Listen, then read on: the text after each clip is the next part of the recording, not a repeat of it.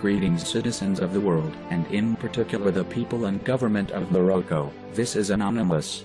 It has come to our attention that 2 Moroccan teenagers were arrested in the northeastern Moroccan town of Nador on the 3rd of October for violating public decency after posting a photo of themselves exchanging a kiss outside their school on Facebook. A third teen was held for merely taking the photo.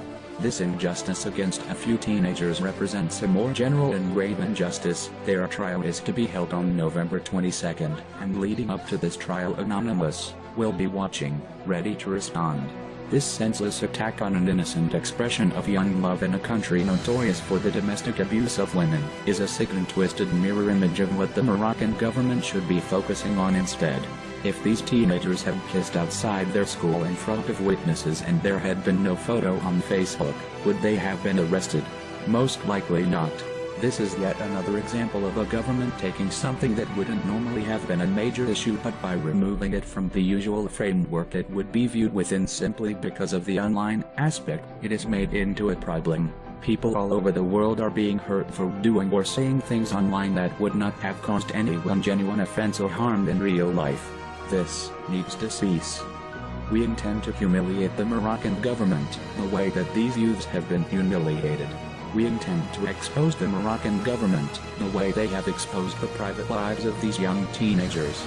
No matter what the eventual outcome of this case, these young people will bear some burden from it, probably for the rest of their lives. Our actions represent merely an opening volley, a warning.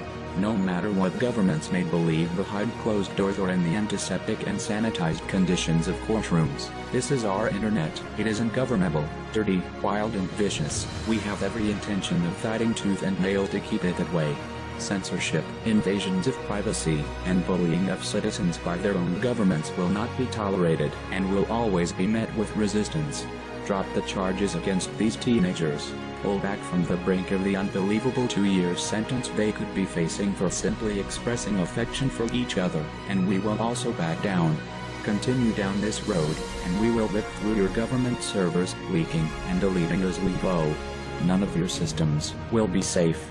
There are no conciliatory words here, merely the focus of the true internet hate machine, that you are only ever a series of keystrokes away from. For using teenagers as pawns in a war on freedom of expression online, for risking the permanent damage of their young lives, you should have expected us. We are anonymous. We do not forgive. We do not forget. Expect us.